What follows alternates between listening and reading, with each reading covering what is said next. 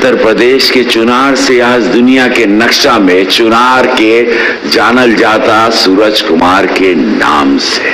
आवा वो सूर्य के कुमार सूरज कुमार आज आखिरी बार बा डूब के छेड़ा तान डालदा अपन जान। आजा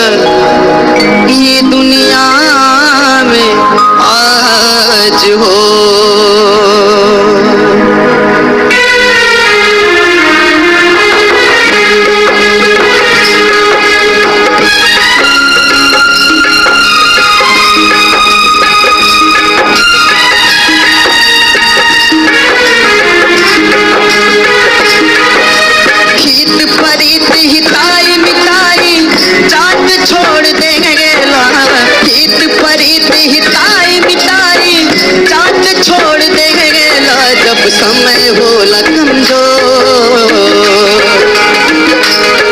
जब समय होला कमजोर हर केहू साथ छोड़ देला। जब समय होला कमजोर हर केहू साथ छोड़ देला।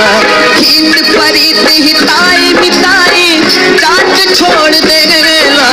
हित परित हिताई मिताई जात छोड़ देला। जब समय होला कमजोर,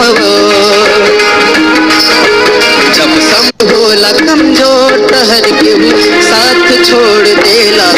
जब समय होला कमजोर हर केहू साथ छोड़ देला।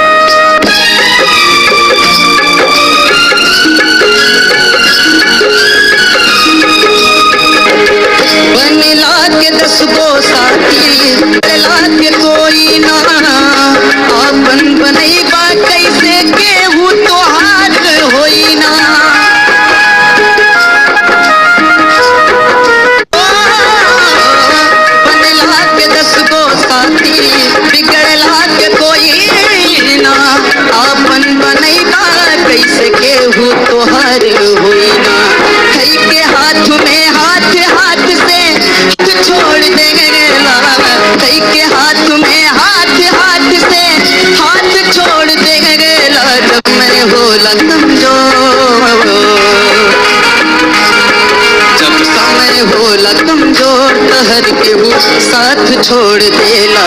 जब समय होला कमजोर हर केहू साथ छोड़ देला। हित परित हिताई मिताई जात छोड़ देला। हित परित हिताई मिताई जात छोड़ देला। जब समय होला कमजोर,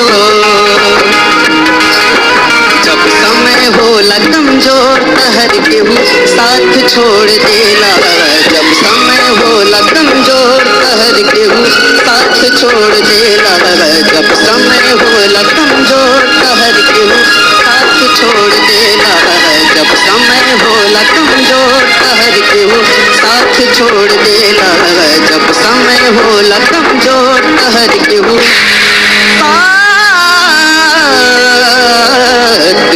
छोड़ देला।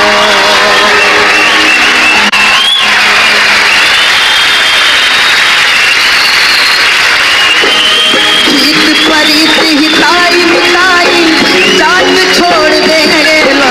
हित परित हिताई मिताई जात छोड़ देला। जब समय हो गाना बहुत अच्छा गाया और अभी आज के बाद इसका गाना नहीं सुन पाऊंगी।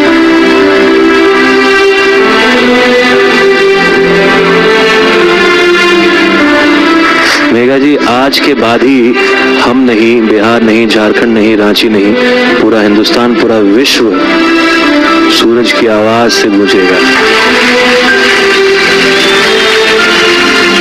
आपका गाना जीत हार से परे का गाना है। मुझे नहीं मालूम इसको नंबर से नापा जा सकता है कि नहीं, पर मुझे पूरा विश्वास है कि भोजपुरी ऐसे बच्चों के हाथ में है, कभी गड़बड़ होगा ही नहीं, कभी छूटेगा नहीं, कभी ऐसा नहीं होगा कि भोजपुरी समाप्त हो जाएगा और अपनी संस्कृति के साथ आगे बढ़ेगा। अद्भुत गाना है।